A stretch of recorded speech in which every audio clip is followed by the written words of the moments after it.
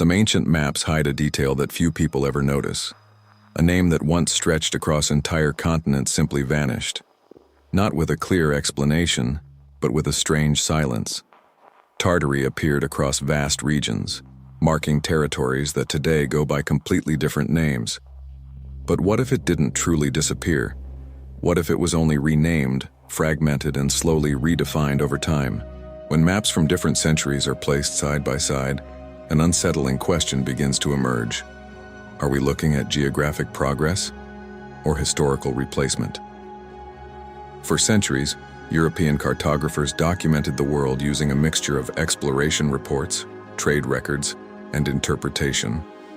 Within these maps, one name appeared with surprising consistency: Tartary. It was not a small or isolated region, nor a minor label placed on the edge of the known world. It was immense, often covering large portions of northern Asia, sometimes extending into areas that today are divided into multiple nations with clearly defined identities. What makes this even more intriguing is not just the size of Tartary, but the persistence of the name itself. Maps created in different countries across different periods by cartographers who never interacted with one another all seem to agree on one thing. This vast territory existed, and it had a name. But then, something changed. As the centuries progressed, the name Tartary began to fracture. What was once a single expansive label slowly broke apart into smaller, more specific regions: Siberia, Mongolia, Central Asia. Names that today feel precise and familiar began replacing a term that once unified them under a single identity. Official history explains this as a natural evolution of geographic understanding.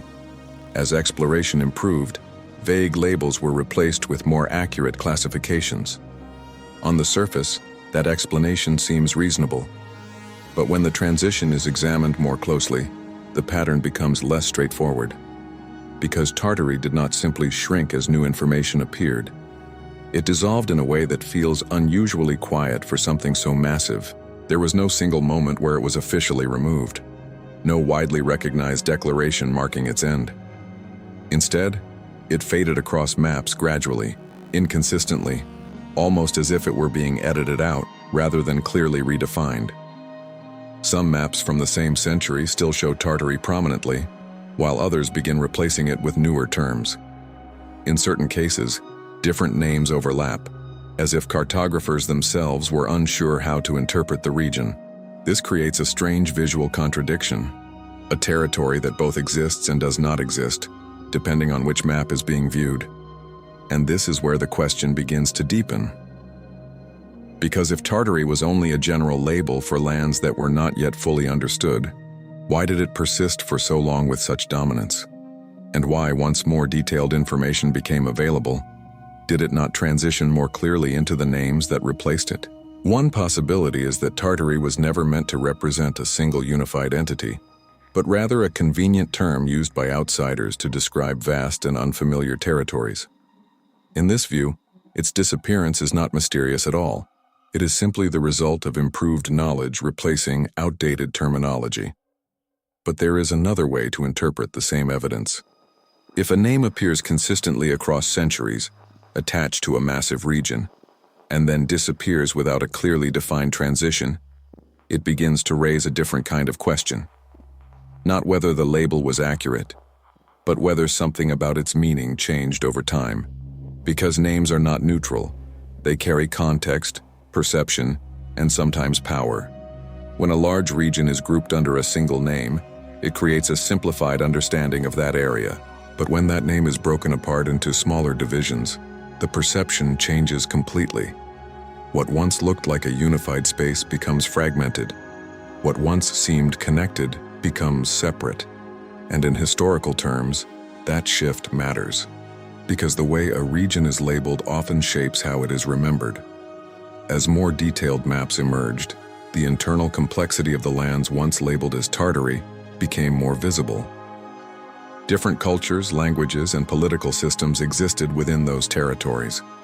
Empires expanded, borders shifted, administrative control became more precise, especially under the influence of growing powers like the Russian Empire. From a conventional perspective, this explains everything. But the visual transition on the map still tells a more complicated story. In some cases, Tartary does not simply get replaced. It overlaps with new names, coexists with them, and then disappears entirely. This creates a layered effect, as if multiple interpretations of the same region were being recorded at once before one eventually took precedence. And that raises an interesting possibility. What if Tartary was not just a placeholder for unknown lands, but a broader concept that no longer fit the emerging structure of modern geography? Because as nations formed clearer identities and borders became politically important, large undefined regions became less useful.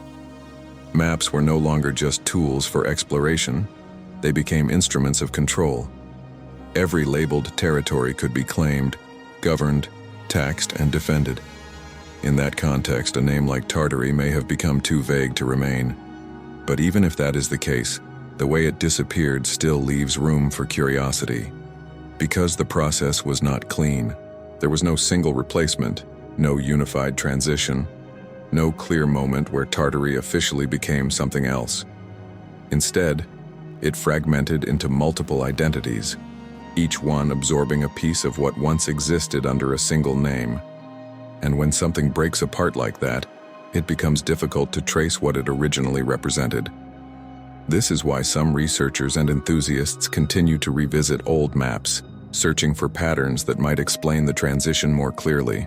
They compare editions, analyze naming conventions, and look for inconsistencies that might reveal how and why the change occurred. And often, what they find is not a single answer, but a growing number of questions. Because the more closely these maps are examined, the more noticeable the shifts become. Borders move in ways that are not always explained. Names appear and disappear without clear justification. Regions expand or contract between editions in ways that feel abrupt rather than gradual. Individually, each of these changes can be explained, but together, they create a sense that something more complex may have been happening beneath the surface of cartographic evolution. And that is where interpretation begins to diverge. Some see this as nothing more than the natural progression of knowledge improving over time. Others see it as evidence that history, like maps, is not only recorded, it is also revised. And if that is true, then the disappearance of Tartary may not be as simple as it first appears. It may instead be part of a larger transformation in how the world itself was organized, named, and understood. But to understand that possibility, it becomes necessary to look even closer at how these maps changed, not just in what they show, but in what they stop showing. Because sometimes what disappears from a map can be just as important as what remains. When those maps are placed side by side in chronological order, a subtle but persistent pattern begins to emerge. Early representations show Tartary as a dominant presence, stretching across enormous portions of Eurasia. The borders are often vague, but the name itself is bold, undeniable, and central to the structure of the map. It is not hidden in a corner. It is not treated as uncertain. It is presented as something that simply exists. But as time moves forward, the confidence behind that label begins to shift. In later maps, the same region starts to show signs of division. Instead of one vast territory, smaller names begin to appear within the space that was once unified. These new labels do not immediately erase Tartary. They coexist with it. In some cases, Great Tartary remains written across the northern expanse, while smaller regions such as Chinese Tartary or Independent Tartary begin to fragment the concept from within. This coexistence is important because it suggests that the transition was not immediate or universally agreed upon. Cartographers were not simply replacing one term with another. They were gradually redefining a region that had previously been understood in a much broader way. And during that process, multiple interpretations existed at the same time. It is almost as if the maps themselves were documenting a shift in perception. At first, Tartary functioned as a kind of umbrella, a single name that grouped together lands that were distant, difficult to access, and not fully understood by European observers. But as more expeditions moved inland, as trade routes expanded, and as political influence grew, that umbrella began to break apart. And yet, even as it fractured, the original name lingered. That lingering presence raises an interesting question. If Tartary was only a placeholder for the unknown, why did it remain on maps even after those regions became more familiar? Why wasn't it replaced immediately once more accurate information became available? One possible answer lies in the inertia of knowledge. Maps were not redrawn from scratch with every new discovery. They were often copied, adapted, and modified from previous versions. Information spread slowly, and older conventions could persist for decades, even as new data emerged. In that sense, Tartary may have remained simply because it had always been there. But that explanation does not fully account for the way it eventually disappeared. Because when it did vanish, it did so unevenly. Some regions lost the name earlier than others. In certain maps, Tartary is still present in the north while completely absent in areas that had already been reclassified. In others, it disappears entirely, replaced by a network of smaller, more politically defined territories. This inconsistency suggests that the process was not centrally controlled. There was no single authority deciding when and how the name should be removed. Instead, different cartographers working in different places made independent decisions about how to represent the same region. Over time, those decisions began to align, and the older term faded from common use. But even as the name disappeared from maps, it did not disappear from history entirely. References to Tartary continued to exist in books, encyclopedias, and travel accounts. It remained part of the historical record, even as it ceased to be part of the modern geographic vocabulary. This creates a kind of overlap between two layers of understanding, one older, broader, and less defined, and one newer, more precise and politically structured. And between those two layers, something becomes difficult to trace. Because once a large concept is broken into smaller parts, it becomes harder to reconstruct what it originally represented. Each new name carries its own context, its own history, its own boundaries. The unity that once existed under a single label is lost, replaced by a collection of separate identities. That transformation changes more than just maps. It changes how people think about the past. A vast region labeled as one entity suggests scale, connection, and perhaps even shared characteristics.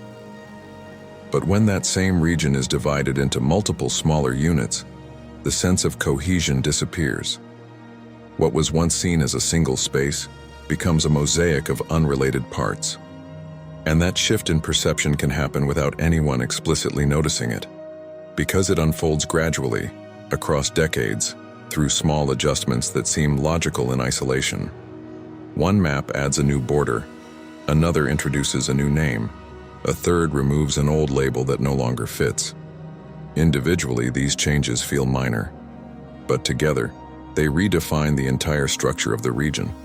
This is why the case of Tartary continues to attract attention, not necessarily because it proves the existence of a forgotten empire, but because it highlights how flexible geographic understanding can be over time.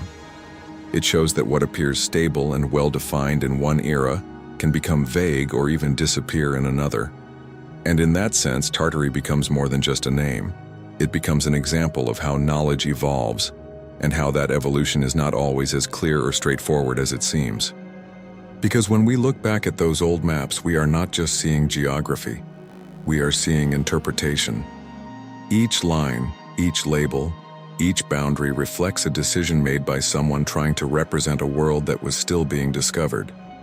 And those decisions were influenced by the information available at the time, as well as the assumptions and limitations that came with it.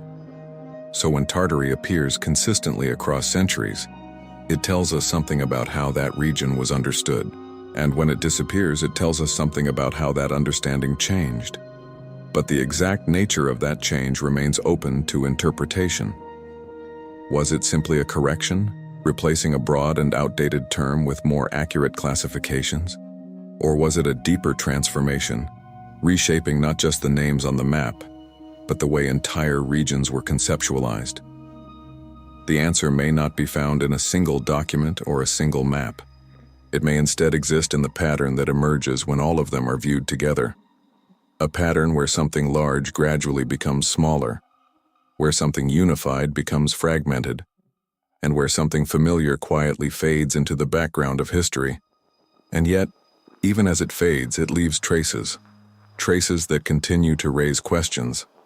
Because even today, when those old maps resurface, the name Tartary still stands out. Not because it is fully understood, but because it no longer fits neatly into the framework that replaced it. And that tension, between what was once accepted and what is now defined, is where the mystery continues to grow. That tension becomes even more apparent the longer we look at these transitions. Because in the end, the question is not just about whether Tartary existed as a single unified entity, but about how something so vast could shift in meaning so dramatically over time.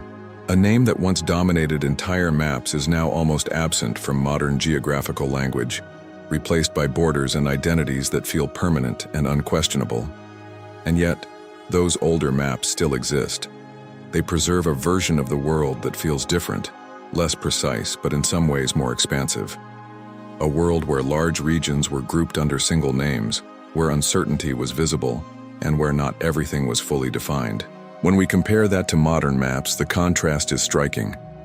Today, nearly every piece of land is categorized, labeled, and politically assigned. There is little room left for ambiguity. But ambiguity once played a major role in how the world was understood. And Tartary existed within that ambiguity. Whether it was a convenient label, a misunderstood region, or something more complex, its presence across centuries suggests that it served a purpose in the way people organized knowledge about the world. And its disappearance suggests that at some point, that purpose was no longer needed, or no longer compatible with a more structured, politically defined global map. Still, the way it vanished continues to invite curiosity, because it was not replaced all at once. It was not clearly redefined. It did not leave behind a single unified explanation. Instead, it dissolved into pieces, scattered across new names and new borders, leaving behind only fragments of its original identity. And that is where the mystery remains. Not necessarily in proving that something hidden existed, but in understanding how easily large ideas can be reshaped, renamed, or even forgotten over time. Because maps do not just show us where things are. They show us how people chose to describe what they believed the world to be. And sometimes, those descriptions change more than we realize. So when we look at Tartary, we are not just looking at a lost name on an old map. We are looking at a shift in perspective, a transition from uncertainty to precision, from broad definitions to detailed divisions, from something that once felt unified to something that is now understood as many separate parts. And whether that transition was simply the result of better knowledge or part of a deeper transformation in how history itself is recorded remains an open question. Because in the end, some mysteries are not preserved by clear evidence, but by the gaps left behind when something disappears without fully explaining why. And Tartary is one of those mysteries. Now the question turns to you. When you look at these old maps, do you see a natural evolution of geography? A gradual refinement of knowledge over time? Or does the disappearance of such a massive name suggest that something more complex may have happened beneath the surface of history? Leave your opinion in the comments. I want to know how you interpret this. And if you enjoy exploring hidden history, ancient maps, and mysteries that challenge what we think we know, don't forget to subscribe to the channel and like the video.